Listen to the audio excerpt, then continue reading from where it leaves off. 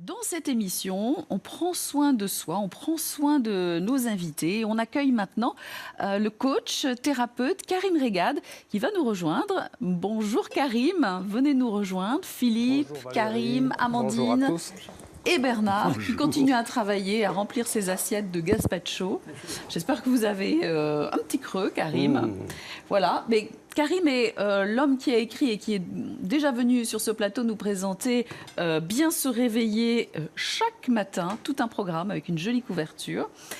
Vous êtes conférencier, vous êtes le directeur de l'Institut IFGAP, IFGAP qui est... l'Institut de formation en Gestalt et accompagnement professionnel. Voilà. Et vous avez une actualité. Dans quelques jours, vous faites un atelier pour les enfants et les ados. Alors c'est plus spécifique, c'est une formation pour l'accompagnement des enfants et des adolescents en coaching et en thérapie. Voilà. Et puis, il y a aussi le colloque du bien vivre qui se déroule là, ces jours-ci, Voilà, à Grenoble. l'université, il a commencé ce matin et je vais ensuite le rejoindre. Le forum international du bien vivre qui se déroule à l'université. Il s'agit de déterminer les indicateurs du bien vivre et après de proposer des solutions, d'être concret. Tout à fait. Ouais. Alors, quand on a préparé cette émission, Karim, on s'est dit que bien vivre, c'était respirer. La respiration, une fonction vitale, capitale. Hein, et force est de constater que peu d'entre nous savent respirer. Ils respirent à l'insu de leur plein gré, on va dire. Hein, mais je vois régulièrement du plus jeune au plus âgé, notamment les personnes âgées. Il y a une carence à ce niveau-là qui est phénoménale. Donc il y a un travail de pédagogie de la respiration qui vraiment est à développer. Alors Philippe, vous avez travaillé votre respiration parce que pour déclamer, il faut respirer, sûr, il faut du souffle, il faut du coffre. Oui, parce que un alexandrin, ça n'est jamais que 12 pieds, mais il faut arriver à être capable d'en enchaîner 6, 7, 8, ce qui demande une grande économie, naturellement, de la bouche, de l'expiration. Bon. Tout à fait. Et la respiration est le lieu premier où se parle notre état. Hein. Si je suis heureux, si je suis joyeux, il y a une respiration qui va avec. Si je suis triste, il y a la respiration qui va avec. Et pareil, ensuite, pour déclamer, l'émotion qui doit sous-tendre le texte, la respiration est un support premier. Hein. Bien sûr. Alors, Karim a plein de conseils, d'exercices et d'astuces dans sa manche. Dans son livre, d'ailleurs, très pratique, très concret, il y en a plein. Mais est-ce qu'aujourd'hui, vous pourriez nous faire travailler sur notre respiration, faire travailler les téléspectateurs ? Pourquoi pas? On y va? Vous savez qu'au niveau de la respiration, il y a de nombreuses techniques, hein, et des nombres de traditions comme le yoga ou les arts martiaux. Philippe, des techniques très sophistiquées.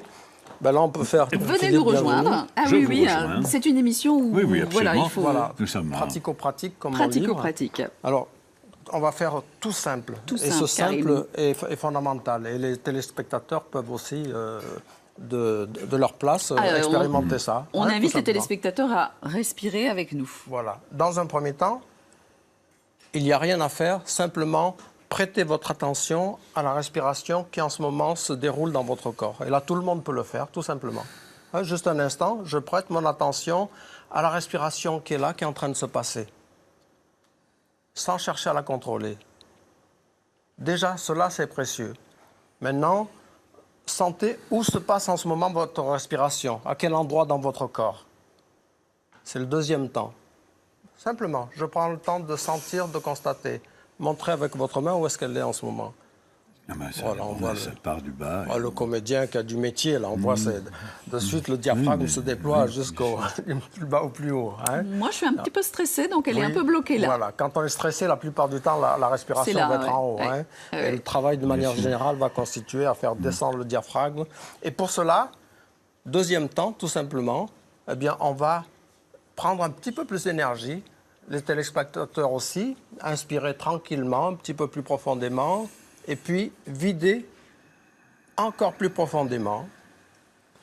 Alors, quand vous le faites chez vous, ou même en marchant dans la rue, vous pouvez prendre comme repère des chiffres. Par exemple, vous inspirez 4 temps et vous videz 6 temps. Ça peut être en marchant. J'inspire 4 pas et j'expire 6 pas. Et avec l'entraînement, je vais agrandir cette durée j'inspire, mais j'expire plus que je n'inspire. Et ensuite, troisième temps.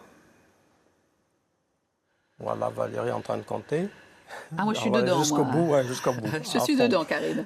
Et ensuite, eh bien, vous revenez à une respiration non contrôlée. Accueillez la respiration qui est là dans l'instant. C'est beaucoup plus fluide. C'est beaucoup plus... Moi, elle est beaucoup plus abdominale. C'est fondamental. La respiration a de nombreuses fonctions. Une respiration, l'apaiser, bien sûr, par rapport au stress. On fait descendre la respiration. On est bien en contact avec la terre. Et déjà, ça ramène à une meilleure présence à soi, une meilleure possibilité de s'ajuster à la situation. Et ensuite, le diaphragme va entraîner un massage des organes internes, donc il va aider à certaines fonctions. La respiration agrandie fait que les vertèbres s'écartent légèrement. Il y a un petit phénomène de pompe, ce qu'on appelle le liquide céphalo-rachidien, qui est la nourriture du cerveau. Et donc, c'est deux des fonctions fondamentales, il y en a d'autres. Un dernier petit exercice simple. Ah ben non, c'est fini. Il faut que on le fera après.